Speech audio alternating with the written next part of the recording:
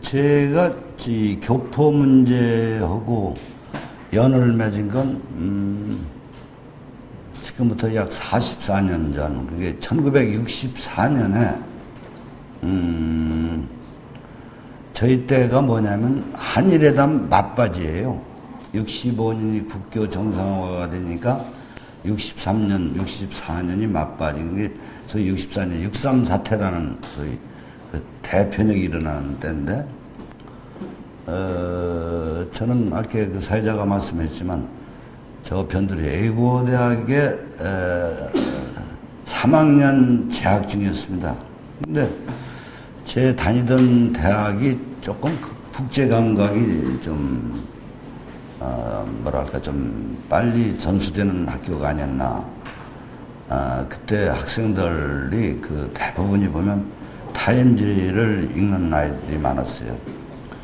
지금도 생각합니다만, 뭐 수학 한자는 잘 몰라도 그 애국어에 특출나는 그런 학생들이 많이 그 대학에 왔었는데, 지금 우리 교육정책에 많은 얘기도 합니다만 저는 그렇게 특색 있는 학교를 기르는 게 어떨런지 그런 생각도 해봅니다만, 어쨌든 간에 국제 감각을 좀 빨리 딴 걸 익혔던 학교였는데, 거기서 보니까 한일회담에 여러 가지 문제가 있지 않느냐.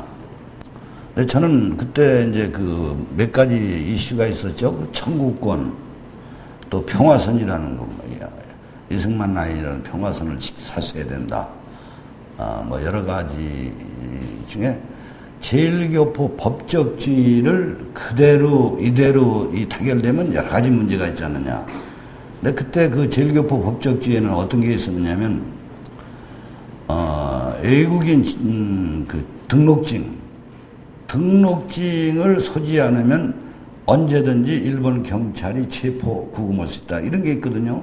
근데 그것이 대낮에 무슨 우리 주민등록증 그런 게 아니고, 아침 목욕탕 갈 때도 일본 관원이 외국인 등록증 내놔라 했을 때 소지 않으면 추방의 대상까지 이런 그 법적주의가 맺어지게 됐어요. 그러니까 일본 정부가 기존 일본에 있는 100만 제1조선인은 예비 범죄자다, 이런 전제를 깔고 이 법적주의가 맺어지는 거예요.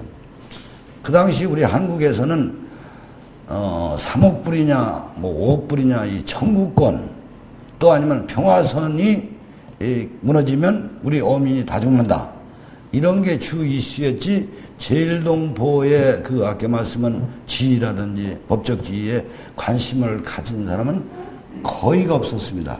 근데 저는 그때 청구권 차라리 1억 불을 덜 받더라도 우리 제일교포 60만 아니 100만 지위만 향상된다고 한다면 1억 불 덜 받는 걸 우리 동포들이 조국에 기여해서 그 얼마든지 커버할 수 있지 않느냐.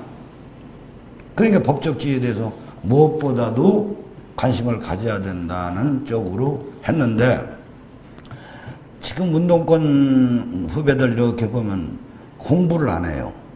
이론도 없고 뭐지만 저는 그 당시 상당히 깊이 들어갔습니다. 어디까지 깊이 들어갔느냐.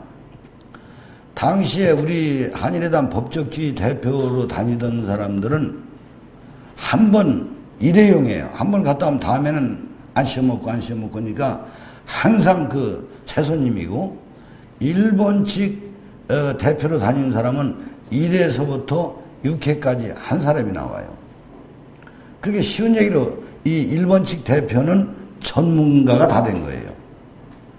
또 하나 예를 든다면, 당시에 63년 얘기를 제가 그립니다만, 일본에 가보면 제일동포에 대한 지위, 법적지위 그런 관련 문헌이 50개 이상이 나와 있어요. 거의 100%가 일본 사람들이 쓴 논문이고 책이죠. 근데 당시 한국에는 제일교포에 관련된 문헌가 단 한 권이 없어요. 여기서부터 게임은 끝난 거죠. 그러니까 우리 대표들은 일본 가서 뭐라고 오냐면 36년만 팔아먹는 거예요. 당신네들이 36년 지배했으니 그 사람들 지휘해야 된다. 이걸로 나오고 저 사람들은 이론을 대거든요.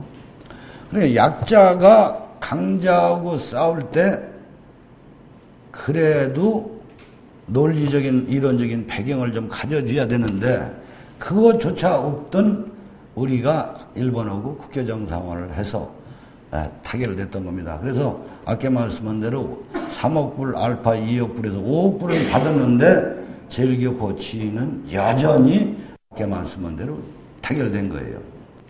근데 타결되다 보니까 저도 이제 그런 학생운동권에서 그런 일 좀 하다가 고향이 충청도 부연이 아버지가 빨리 너도 취직해서 네 동생들 어려운 거 보살펴라고 수상명령이 떨어지지 않았겠습니까? 그러니까 저도 이제 취직을 하려고 그러는데 법적주의 협정이 그렇게 맺어지니까 어떤 문제가 바로 대두되냐면 영주권 신청을 하게 됐는데 일본에다가 신청 서류에 보면 30년 전에 네가 어디서 살았고 어디서 살았어 그걸 전부 기록하게 돼 있어요. 근데 이 기록이 자이든 타이든 잘못 기록이 되면 이것도 추방 대상이에요. 허위 문서라고 해서.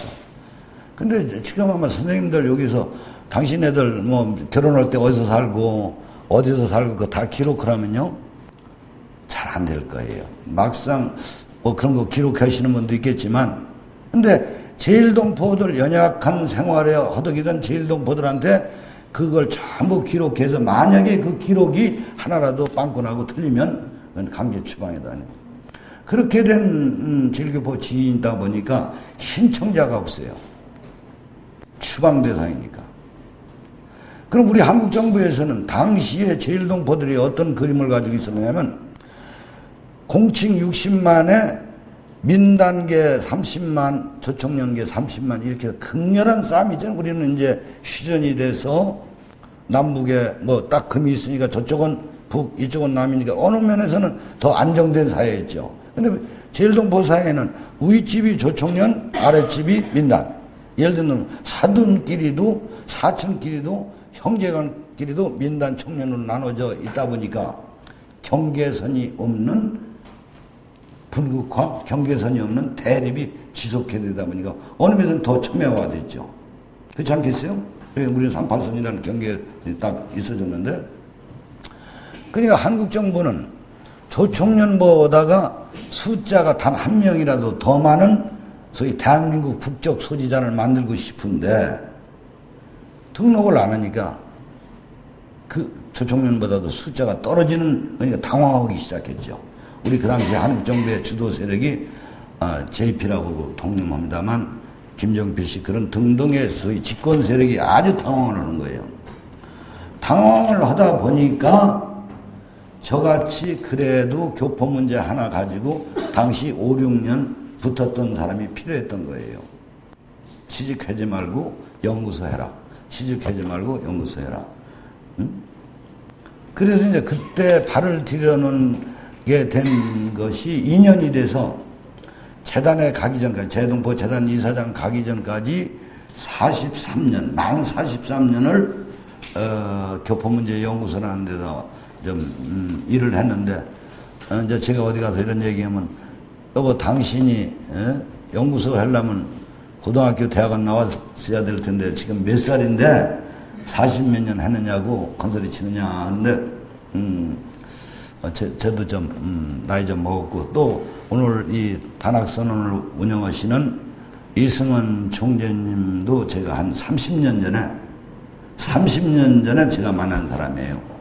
그래서 그 양반도 그 어른도 저를 굉장히 아끼고 저도 굉장히 존경하는 어른 돼서 한 몇 개월 전에 어느 호텔에서 만나가지고 참 여러 가지도 얘기했고 제 재단과 단학학원하고의 그 연계 해동포들의 민족 함양 의식 이런 것을 어떻게 했으면 좋겠느냐는 심도 있는 얘기도 나눴습니다만 어쨌든 40몇 년을 하게 된 연유가 그 당시 교포하면 제일교포했고 제일교포는 아주 극렬한 남북 대결이 이루어졌고 또 여러분이 잘 아시지만 일본에 가면 조총련은 유치원서부터 대학, 소위 조선대학이라는 대학까지 가지고 있고, 우리 민단은 정식 학교조차 오사카의 백도학원 정도, 이런 연약한 환경에서 조총련은 민족교육에 아주 앞서 있었던 상황을 지켜본 저로서는 그냥 손을 뗄 수가 없었다는 얘기죠. 여기서 이런 얘기를 하면 어떨지 모르지만, 어쨌든 저는 북한과 조총련이 대단한 뭐는 얘기하고 싶지 않지만, 민족교육을 우리 민단계보다 앞장서서 열심히 한 것은 더 참 박수받아야 될 일 아니냐. 그건 인정할 수밖에 없지 않느냐. 아까 말씀은 나중에는 이제 민단과 총련이 역전이 되거든요. 우리 40만 숫자적으로, 저쪽 20만.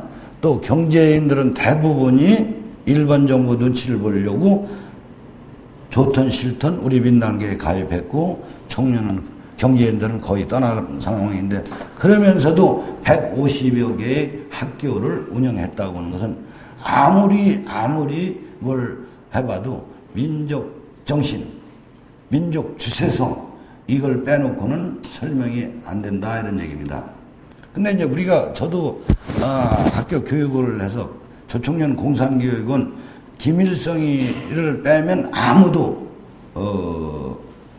인정하지 않는, 소위 공산교육 위주로 가르친다고를 저도 배웠고, 근데 저는 조총련 대학을 쳐들어갔거든요. 조총련 중앙본부 한독수 의장한테도 제가 쳐들어갔다 만납니다. 근데 그때 여기서 일본 갈 때 교육이 금강산, 백두산 그런 간판만 붙어도 식당도 가지 말라고 교육하던 그 시절 얘기입니다. 그런데 왜 조총련을 찾아가고 조선대학, 조선학교를 찾아가느냐. 그때 저도 젊지 않습니까? 그 탐구역이라는 거 있지 않겠어요? 도대체 저놈의 대학은 어떤 대학이냐? 빨갱이 대학이라고 하는데 교육과정이 뭐냐? 어떻게 거기에 빨갱이 학교 소리 듣느냐?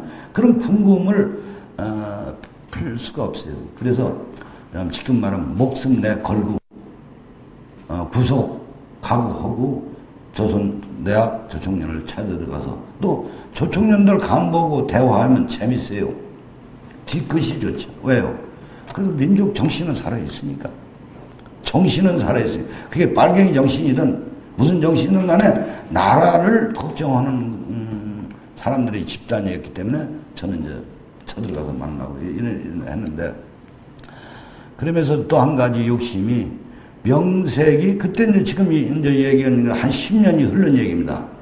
제가 교포 문제를 접하고 한 10년 흐른 세월에서는 명색이 교포 문제, 이제 당시 한국에서는 제가 제 1인자다.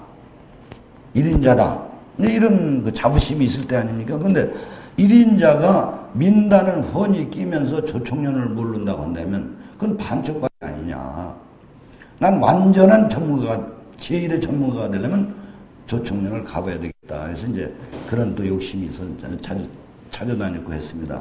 근데 제가 이제 오늘 저한테 주어진 과제가 700만 해동포 사회, 그들은 누구냐, 이거니까, 제일동포 얘기는 이걸로, 좀 말씀드리고, 제가 교포 문제를 본격적으로 다루면서 한 10년 전 논문이 하나 있습니다. 논문이 내용은 뭐냐 하니까,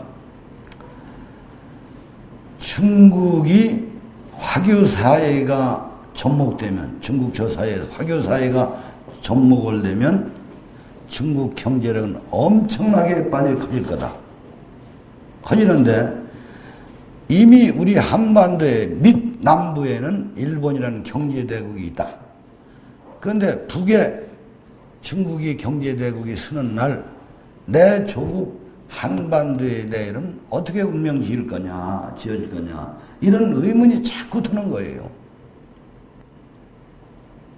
근데 그때 제가 단언했거든요. 중국은 소위 10년 이내에 세계 경제 대국으로 부상할 거다. 근데 그 어디까지 부상하냐 하니까, 중국 GDP가 9,800억 불, 이때 미국이 얼마나 되냐? 9조 6천 불. 일본 3조 한 5천. 세계 초강국이 쓴다. 그 이유는 아까 말씀드린 대로 화교들이 5천만에 이르는 화교들이 자본, 시장 원리, 또 기술까지 삼박자가 동시에 중국에 들어오는 날 중국 경제는 비약적으로 이렇게 올 거다라는 걸 제가 논문에서 아주 좀 구체적으로 썼어요. 근데 지금 2010년 안 가도 지금 2006, 7년에 2002년, 2003년부터 그 조짐이 보이기 시작했고 오늘의 중국이 오는 거 아닙니까? 근데 그때 뒷면에 뭐라고 썼냐면 그러면 우리 한반도의 운명은 좌절할 것이냐? 아니다. 우리한테도 그때 교포수는 350만이라는 해외 동포가 있다. 이 동포 정책을 우리 한국 정부가 제대로 가지고 간다고 한다면 우리의 21세기도 분명히 열린다. 이런 논문을 쓰면서 결론을 그렇게 줬는데 그건 왜 그렇게 썼느냐 하면 제가 아까 말씀은 63년, 64년대를 얘기하지 않습니까? 65년에 국교 정상화가 타결되고 66년, 67년 때부터 제일동포 경제인들이 서울에 한국에를 방문해요. 한국에 들어오는 겁니다. 지금은 없어졌습니다만 당시 구로동이라는 건 서울시에서 가장 발달이 안 된 아주 어떤 지역이었는데 거기에 구로동 수출공단이 세워지면서 제일동포 경제인들이 한 50여 개 업체가 들어옵니다.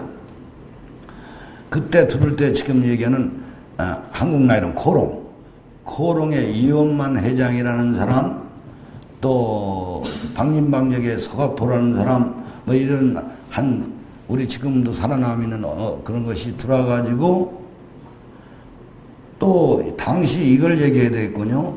우리나라의 수출구가 총 1,800만 불이에요. 근데 그 1,800만 불이 품목이 뭐냐? 두 가지예요. 중석, 대한중석. 또 하나가 뭐냐 하니까 김. 이 두 가지를 팔아가지고 1,800만 불을 수출하던 시대를 지금 제가 그리는 겁니다. 근데 구로동 수출공단이 생겨가지고 6개월, 1년 만에 1억 불 수출해요. 1억 불 수출해요.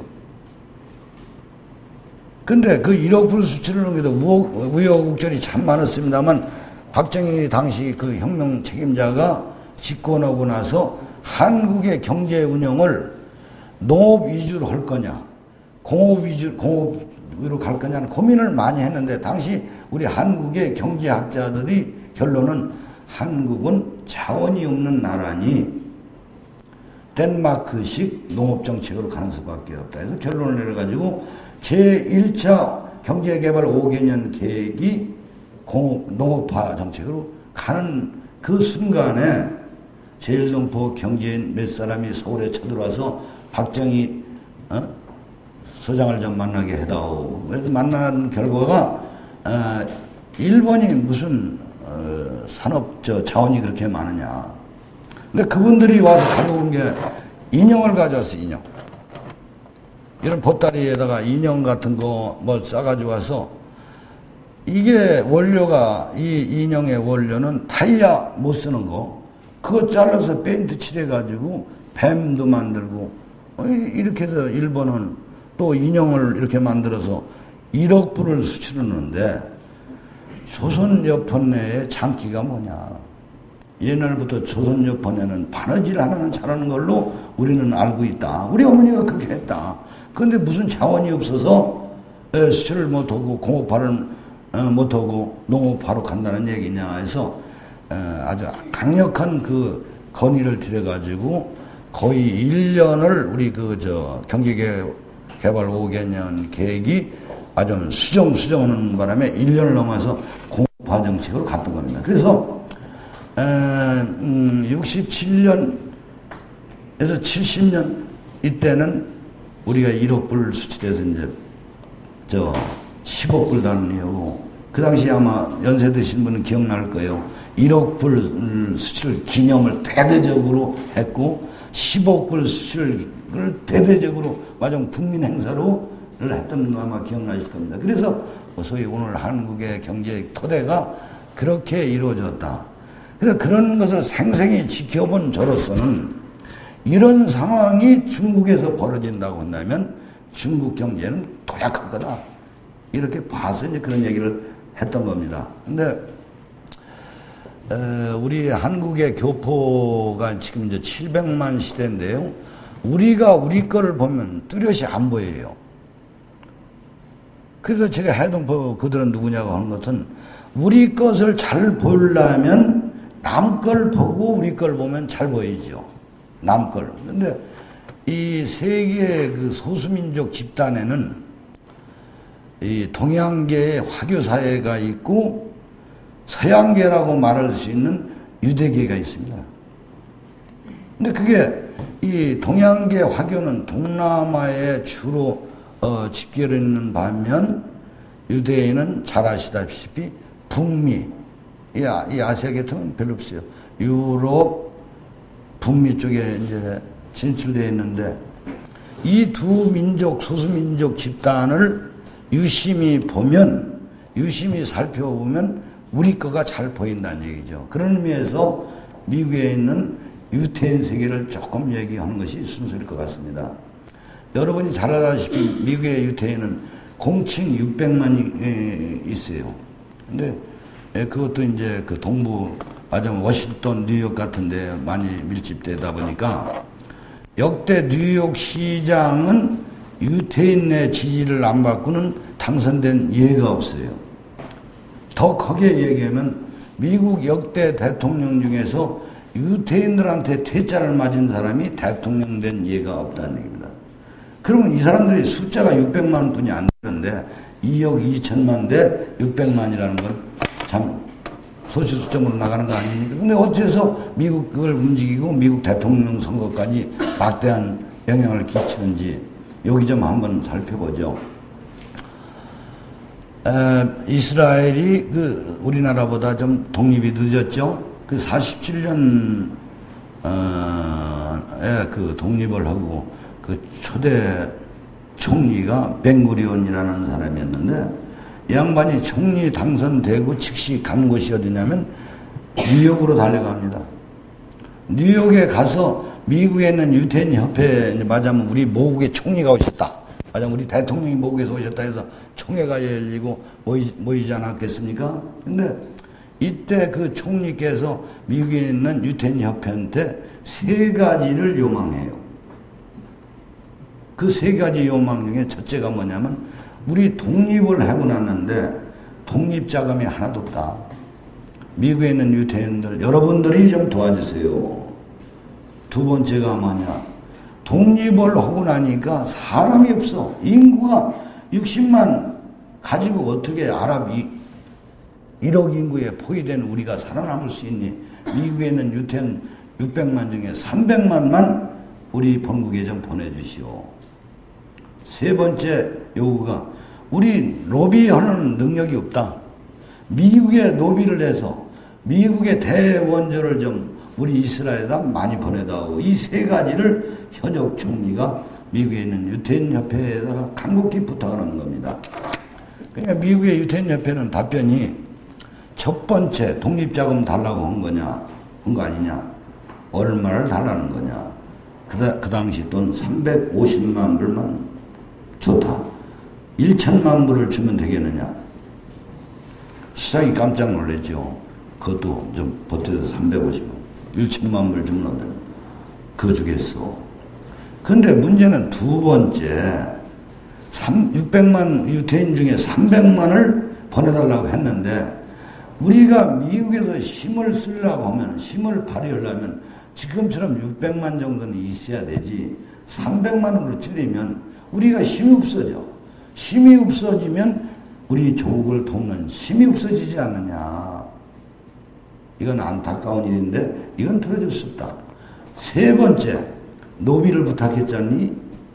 미국의 대원조의 반 정도는 이스라엘로 가도록 노비는 우리가 책임져 주마 그래요. 근데 지금까지 이스라엘이 독립하고 지금까지 미국의 대원조를 보면요, 33%가 내려간 적이 단 한 번이 없어요. 167개국을 원조를 나간답니다, 미국에서. 그런데 한 나라에 33%가 간다고 한다면 거의 독점 아닙니까? 무슨 힘에 의해서 그게 가능한 거냐? 미국의 유태인들의 그 막강한 힘을 설명을 쓴 에피소드가 하나 있습니다. 소련에도 유태인들이 한 60만, 100만 있어요. 또 한참 많을 때는 한 300만까지 됐었는데, 러시아에서 미국의 밀을 수입해 가야 되는데, 흉작 들어가면 그 수입량이 연간 5억 불 이상이 갑니다. 지금 돈으로 계산하지 마세요. 그때 5억이면 지금 아마 50억 불 이상 가는 그 금액이었는데, 근데 그 수입해가는 달러가 없어요. 그러니까 러시아, 지금 소련에서 머리를 쓴 게, 야, 우리 유태인들을, 소련에 있는 유태인들을 이스라엘로 데려가려고 지금 혈안이 되어 있는데, 이거 인두세 받으면 되지 않느냐? 인두세. 예를 들어 인두세는 이렇게 매겨져요. 사범대학 나온 사람은 12만 불 내놔라. 우리 정부에서 해줘. 공과대학 나온 사람 10만 불 내놔라. 의과대학 의사 된 놈 이거 15만 불 내놔라. 이렇게 계산하니까 러시아, 소련에서는 단 한 푼 안 갖고 이스라엘로 그 이주 가는 사람들 인두세 받아서 1년 밀가루 사는 돈을 사고도 남는다. 이런 아이디어를 가지고 아마 축제를 벌였겠죠. 이 소리를 듣고 미국 유태인들이 큰일 났거든. 두고 봐라. 우리가 움직이지 않으면 니네들 단 한 푼 인두세 못 받는다. 니네들이 미국에서 밀가루를 사가려면 반드시 미의회의 동의를 받아야 돼요. 무기나 이런 양식과 이런 것은 미의회의 동의를 받아야 되는데, 미국 의회를 움직이는 미국에 있는 유태인들의 힘에 의해서 그건 부결시킬 수 있다는 얘기입니다. 어쨌든 미국의 유태인들은 단 한 푼도 러시아에 있는 유태인들이 이스라엘 본국으로 돌아가는 사람들한테 인두세 단 한 푼 안 물고 못 물게 하고 이주시키는 힘을 미국에 있는 유태인들이 발휘했던 겁니다.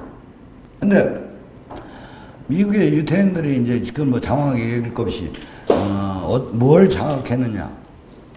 첫째 미국에 장악한 것이 언론이에요. MBC, CBS 이게 전부 사주가 유태인들입니다. 언론계를 장악했어요. 두 번째 이 사람들이 장악한 게 뭐냐니까 금융계를 장악했어요. 미국의 10대 뱅커, 큰 10대 뱅커 중에 7개의 사주가 유태인으로 되어 있어요.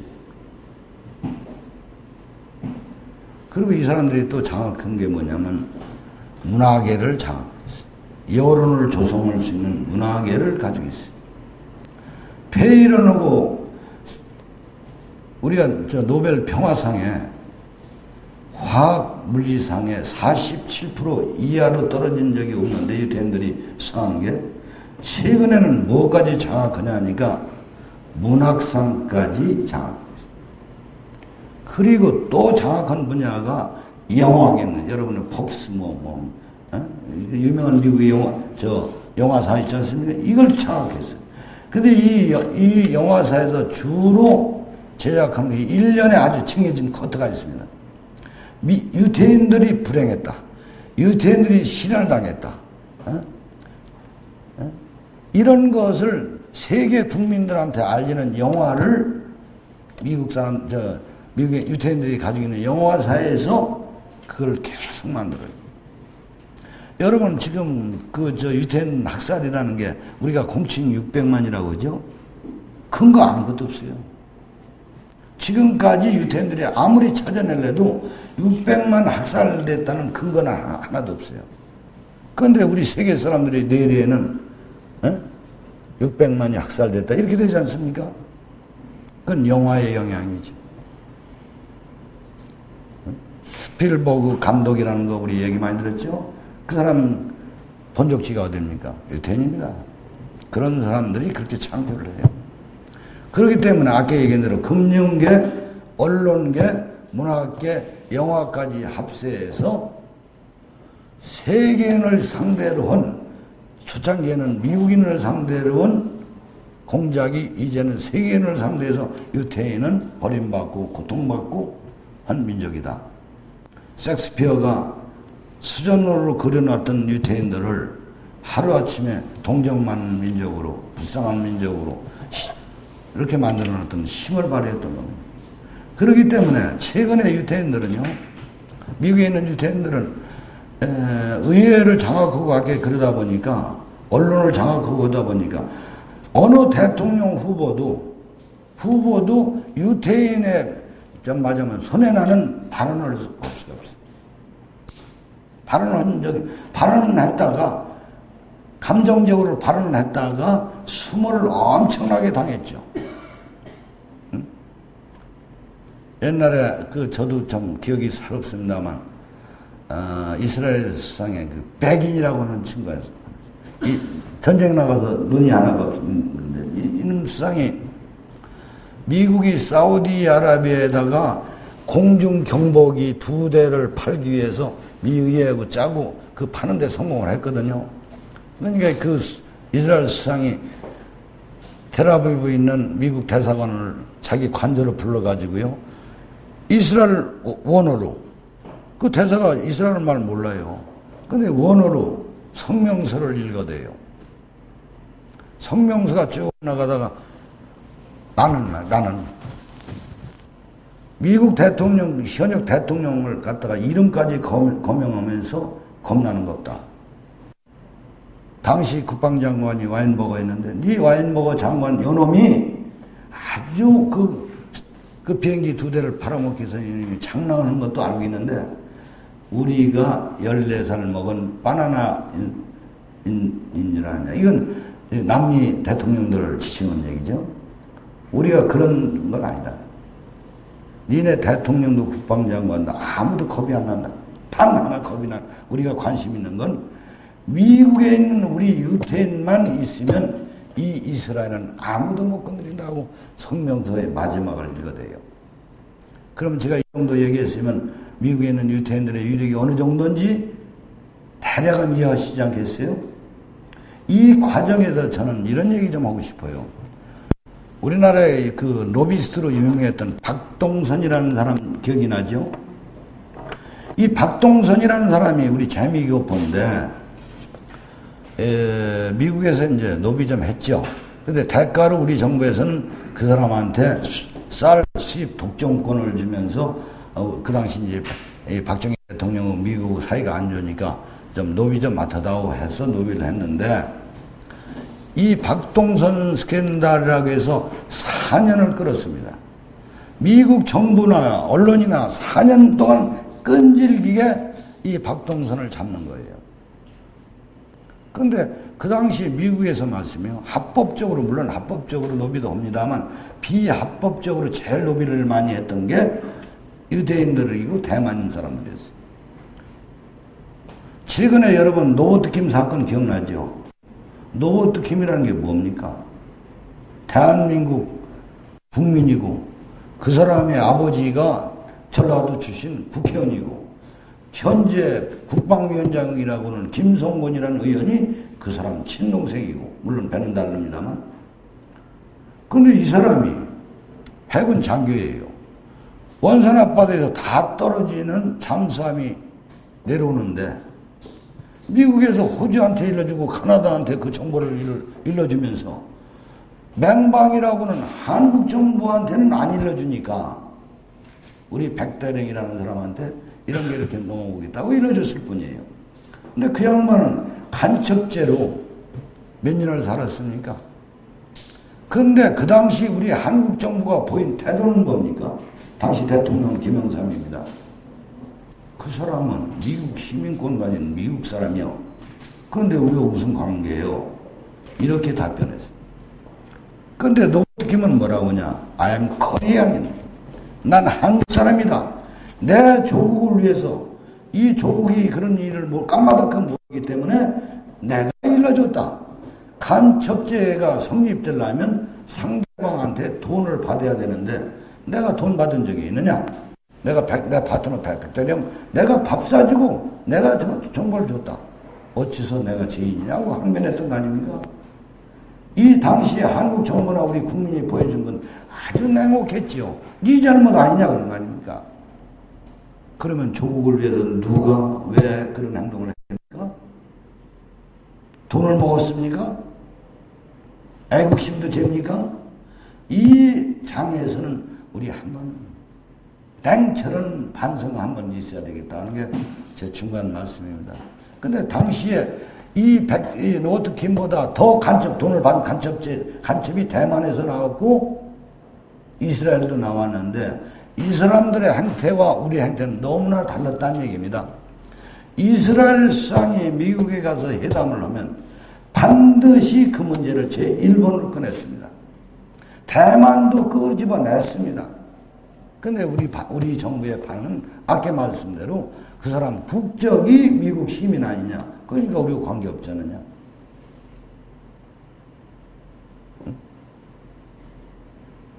아무튼 미국에 있는 유태인들의 그 파워에 의해서 중동전 열렸다고 하면 3차 중동전이 했었잖아요.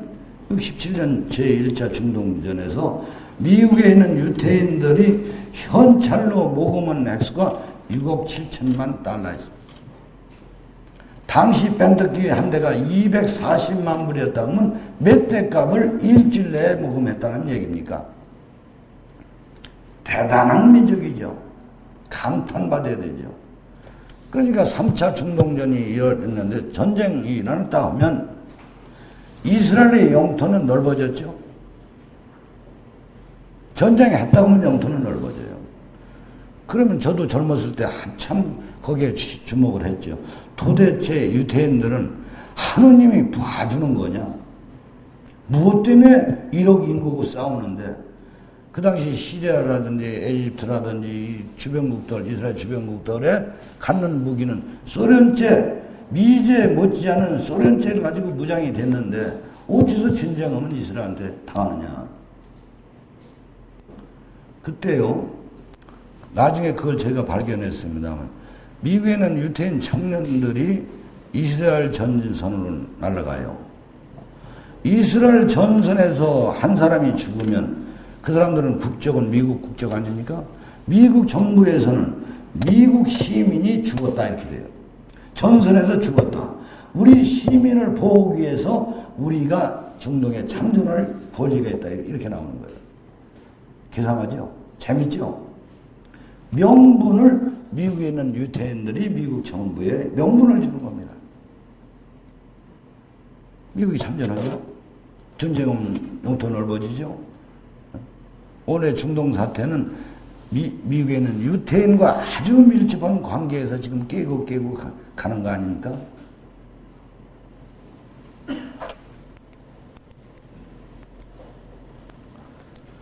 미국에 있는 유태인 얘기 한 30분 얘기했는데요. 앞으로는 화교들 얘기 좀 해보죠. 아까 말씀드린 대로 화교들은 이 동남아에 직결하고 있습니다. 물론 미국에도 한 70만, 100만 정도 있습니다만 동남아에 직결해서 태국 같은 나라, 필리핀 같은 나라, 말레이시아 같은 나라는 그 나라의 국부의 43%가 화교 자본입니다. 라오스 같은 데는 그보다 숫자가 조금 높습니다. 그러니까 동남아의 화교 세계는 어느 면에서는 미국의 유태인 세계보다 숫자, 지역 등등이 더 크다는 얘기죠. 그런데 이 화교들은요, 역사적으로 보면 우리 교포들이 우리 한국 정부에서 받는 수모보다 더 큰 수모를 많이 당했어요. 청나라 헌법에 이런 얘기가 있습니다. 223절 제가 기억합니다만 청나라 헌법에 인민이 해로 이르는 자는 도구토한다. 도둑놈 같다. 참회형에 처해도 좋다라는 헌법을 가지고 있는 나라가 청나라 때에 있습니다. 그러니까 청나라 이전까지만 해도 이 화교에 대한 중국 정부는 방임 정책을 일관했던 겁니다. 그러니까 예를 들어서 말레이시아 북동, 태국 북동에 일시에 화교가 4만 명이 죽어서 이거 큰일 났다 해가지고 그 나라 정부가 중국 정부에 진사를 보냅니다. 잘못했습니다 하고 진사를 보내면 중국 황제는 짐은 인민이 해로 나가는 놈들은 인민이 부모의 묘를 떠나는 놈은 이건 도둑놈 같으니까 여러분이 10만을 주기든 100만을 주기든 관심 없다 하고 진사를 돌려보낸 역사가 중국에 있어요. 그렇게 이렇게 모국으로부터 버림받던 화교가 인간 대접을 언제 받느냐니까 1911년 손문이 신의 혁명을 일으키면서 중국 혁명을 성공으로 끌지 않습니까? 이때 손문이 독립자금이 어디서 나왔냐면 하와이 동포들한테 그때 11만 가막, 쌀 11만 가막의 돈을 혁명자금으로 받아가지고 이 자금을 미천으로 손문이 중국혁명을 성공시키고 난 후부터 중국혁명의 어머니는 화교다. 이런 유명한 말을 만들어내지 않습니까? 그때부터 화교 보호로 법이 바뀝니다. 근데 이 사람들이 법을 바꿔놓고 중국도 대만 정부, 북경 정부가 나눠진 적이 있지 않습니까? 나눠지고 있지 않습니까? 근데 이 사람들이 화교 전쟁을 벌여요. 이 화교 전쟁은 우리가 일본에 있는 제일교포를 민난 조총련 전쟁하듯이 그 사람들은 대만 정부와 북경 정부가 화교 전쟁을 벌여요. 예를 든다면 우리 병통이라는 게 한국에 있지 않습니까? 이거 병통 따져가니까 대만 정부에서 시험온 거야. 우리가 개발한 게 아니고 대만 정부가 세계 한인들 사이에 조금 괜찮은 사람들을 자기 편에 끌어들이기 위해서 병통을 시켰어.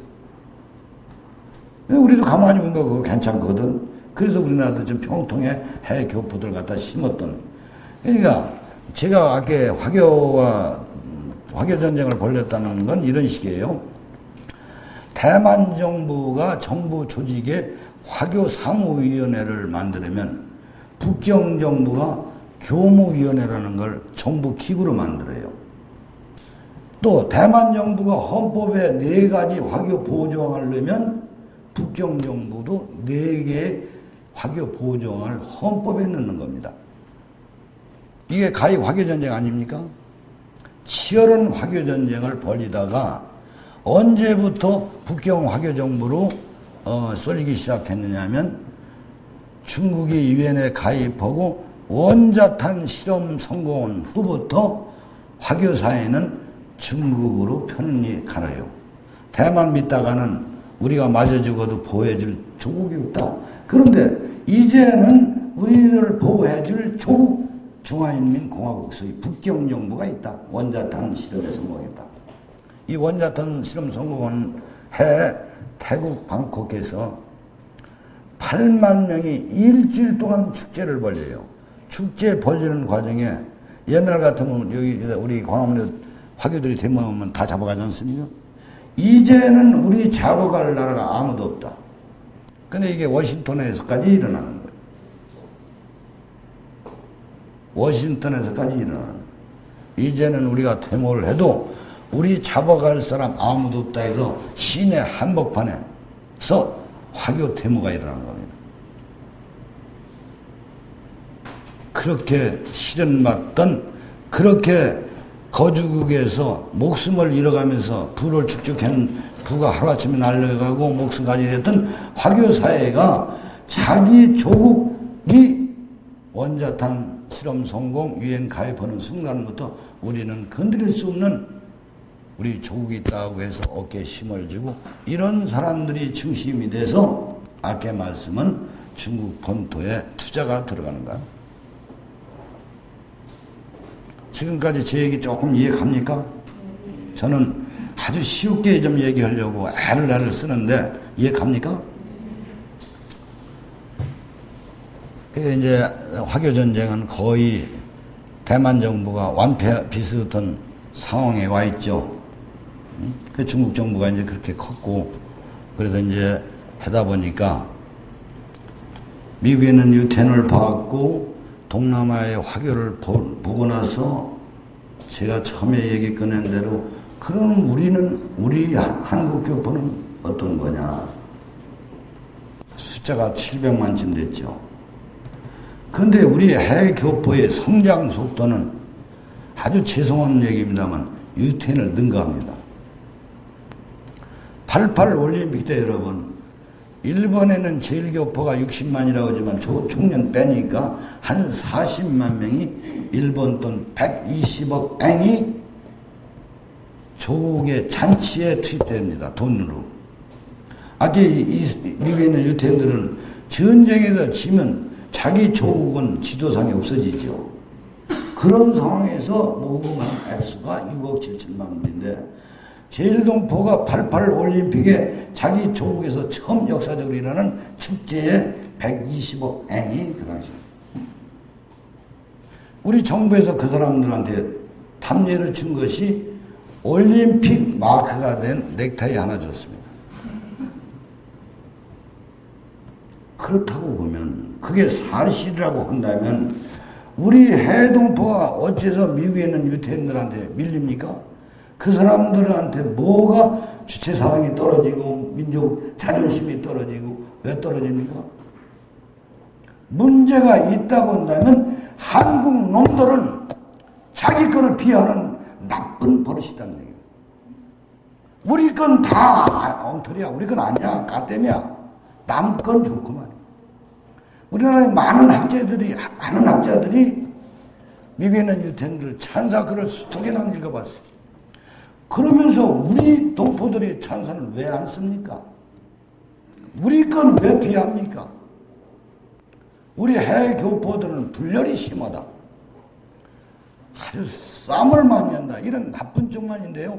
미국에 있는 유태인이 1947년에 1200개의 단체가 난립을 해. 그래가지고 미 국무성에다 던지는 건의서가 우리 걸 채택해 주시오. 우리 걸 채택해 주시니까 국무성에서 나서서 니네들 하나로 묶어서 하나의 안을 오지 않으면 우리는 상대 않겠다. 받아들이지 않겠다 해서 타의에 의해서 미국에 있는 유태인 협회가 창설된 겁니다. 우리 교포들이 분열이 있고 단체가 난립한 건 사실입니다. 여기서 제가 얘기한 해외동포 그들은 누구인가를 답을 좀 내려고 그래요.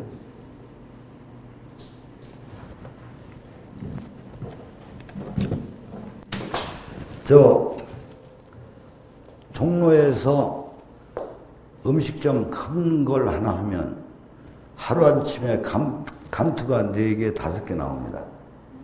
이해 갑니까? 이해 안 가요? 선생님 이해 갑니까? 종로에서 음식점 큰 거 하나 하면 하루아침에 감투가 3개, 4개가 쏟아져요.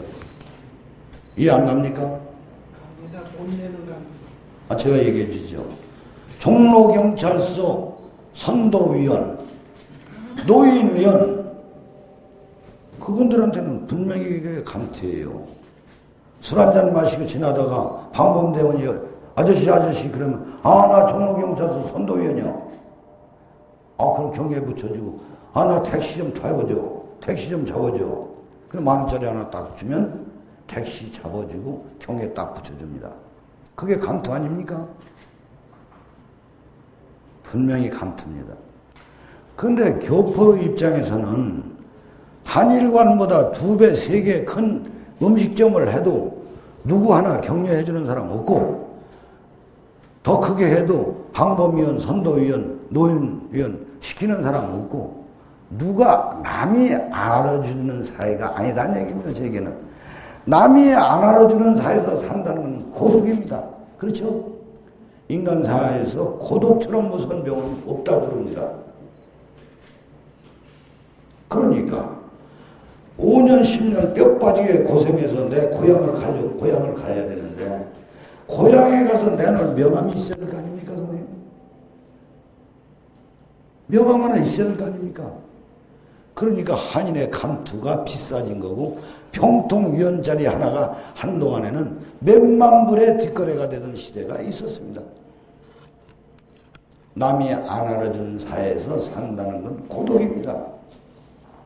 왜 이 본국 국민들은 그걸 이해 못 해줍니까? 그분들한테 참여의 기회를 확대시켜주는 건 본국의 역할입니다.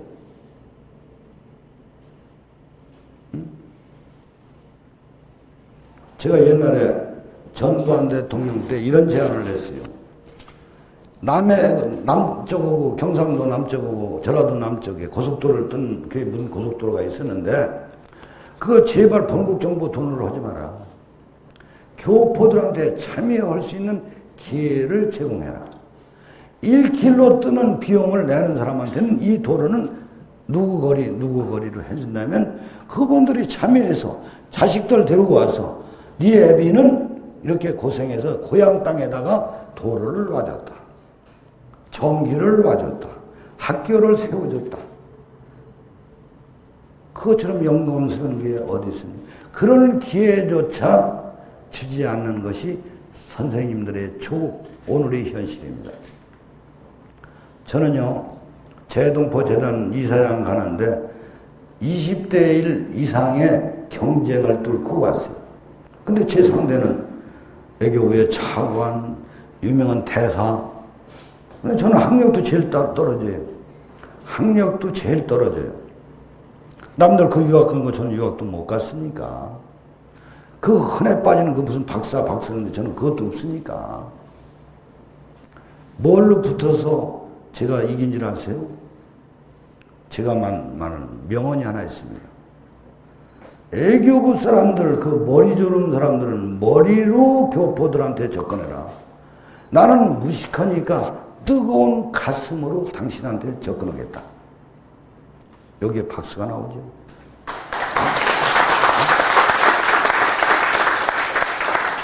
애로운 교포들한테는 뜨거운 정보다 더 큰 선물이 없어요. 여기서 평양정부의 교포정책을 간단하게나마 얘기하겠습니다. 다스려가는 평양정권이 어째서 교포들한테는 그렇게 잘하나? 그 사람들은 정으로 얘기하죠. 순환병 공항에서 평양 시내에 들어갈 때 평양에서는 맞으면 뜨겁게 맞이하자. 조국을 찾은 동포들을 위해서 맞으면 이런 구호를 막 붙여대거든. 그러면 남이 안 알아주던 사회에서 평생을 살았는데 내가 조국 땅이라고 평양에 들어가니까 저렇게 따뜻하게 맞이해줘. 이것이 내 조국이다 이렇게 착각하는 거예요.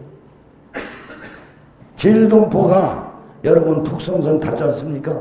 숫자가 자그만치 10만이야. 98%가 남한 출신자들이야.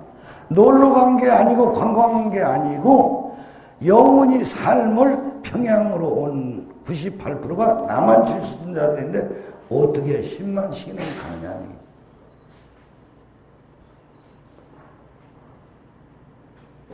이건 한 번쯤. 근데 저희 같은 나이 저기 선생님들은 일본 정부가 속여서 들어갔다. 그 별별 개소리들 다 해요. 일본에서 쭉 사는 사람들이 아침 저녁으로 일본 텔레비 보고 일본 신문 보는 사람들이 일본 정부가 속인다고 해서 북송선 탑니까? 당시 평양에서는 망치 소리가 들려왔고 남조선에서는 보릿고개 소리가 들려왔던 그 시기 50년대 북송선이 이루어진 거 아닙니까? 그래서 제가 11월 5일 날 재단 이사장 발령받고 저희 집 뒷문에 창문에다 대고 제가 지금 담배를 피거든요. 담배 한 대 피면서 아버지 100일 동안만 목 안 잘리게 좀 도와주세요. 아버지 도움으로 제가 그 어려운 관문을 통과해서 이사장이 됐는데 100일 동안만 목 안 잘리지면 좋겠습니다. 장가가님이 장가가서 2, 3일 만에 이혼당해보세요. 별별 얘기 다 나오죠? 100일 동안만 목 안 자르게 해주세요. 하고 대통령이든 총리든 장관이든 나는 700만 교포의 대통령이라고 내 입으로 선언하고 다닙니다. 얼마 전에 LA 가서 뉴욕에 가서 도쿄에서 나는 재동포 재단 이사장으로 온 게 아니고 700만 교포의 대통령이라는 입장에서 제가 나왔습니다. 이 자리에 섰습니다. 그렇지 않고는 되는 게 아무것도 없습니다. 여러분이 저를 추인해 주십시오. 700만 대통령으로 추인해 주십시오. 추인. 우리 같은 박수를 받으면서 세계 교포 사회를 장악했습니다. 당당한 대통령으로서만이 재동포 재단을 재구시를 할 수 있지. 지금 정부 체계 조직표대로 오면 되는 게 없습니다. 우리 정부가 기존 갖는 6.25 사상 중에 찌꺼기, 이 땅을 등진 자, 교포는 이 땅을 등진 자라는 의식이 아주 뿌리 깊이 가지고 있어요. 되는 게 없는 나라 이 나라입니다. 교포들이 갖다 준다면 잘 뺏어 먹어요. 사기쳐서 정부가 사기쳐서 잘 뺏어 먹는데 막상 교포들이 지원해 준다고 하면 지원하는 문제가 있다면 돈 없다고 그래요. 우리 총리들이 우리 경제기관 장관들이 이런 자리면 우리 한국이 세계 11번째 경제대국이 됐습니다. 누가 했는데? 누가 했는데 그 11번째를 그래놓고 이런 사업이 필요합니다 하면 돈이 없어 그래요. 그건 위선 아닙니까? 특히 교포 사업에는 돈이 없다고 합니다. 아주 인색해요. 그러니까 이 인색한 풍토를 개선하려면 제가 재동포 재단 이사장인데 오면 되겠어요? 700만 교포 대통령으로 내가 당신 만나러 왔어. 너가 여기서 답변하시오. 이러지 않으면 안 되게끔 돼 있다는 얘기입니다. 그렇기 때문에 저 대통령병 걸리는 아니죠? 그런 것 같지는 않죠? 제 의지를 강력히 핀다는 의미에서 그런 말씀을 하고 다니는 겁니다. 어쨌든 우리 교포들의 성장 속도는 무섭게 큽니다. 1천만 달러 이상 가는 저택을 가진 교포들이 이제는 하나 둘이 아니고 몇십 명 단위로 뛰어나와요. 중국에 여러분 자주 가지만 우리는 교포 문제 관계니까 신흥도시 아파트촌 몇십 층 올라가는 거기에 5천 가구가 우리 동포들이 아주 점령을 해버렸어요. 응?